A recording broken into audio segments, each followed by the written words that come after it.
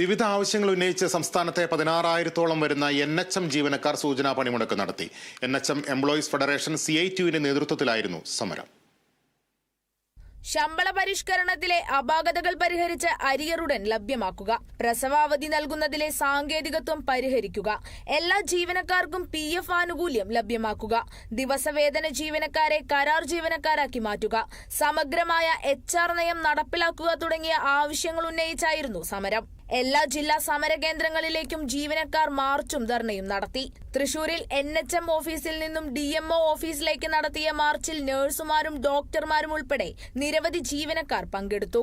DMO office അങ്കണത്തിൽ നടന്ന ധർണ CITU സംസ്ഥാന വൈസ് പ്രസിഡന്റും NH എംപ്ലോയീസ് ഫെഡറേഷൻ സംസ്ഥാന പ്രസിഡന്റുമായ UP ജോസഫ് ഉദ്ഘാടനം ചെയ്തു. ഫെഡറേഷൻ തൃശൂർ ജില്ലാ പ്രസിഡന്റ് ഡോക്ടർ കിരൺ അധ്യക്ഷത വഹിച്ചു.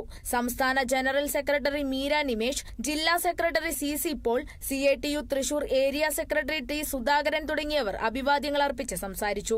കോവിഡ് കാലത്ത് എല്ലാവരും വീട്ടിലിരിക്കുന്ന സമയത്ത് പോലും ഇപ്പൊ NHMന്റെ ആരോഗ്യ മേഖലയിൽ പ്രവർത്തിക്കുന്ന എല്ലാവരും ഫീൽഡിലായിരുന്നു. എല്ലാവർക്കും പേടിയാ കോവിഡിന്. ആശാവർക്കർമാരെ വീട്ടിൽ മരുന്ന് കൊണ്ടുകൊടുക്കുന്നു.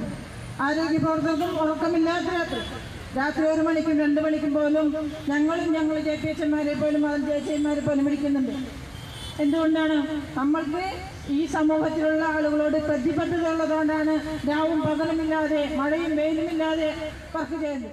Kerala vision news Thrissur.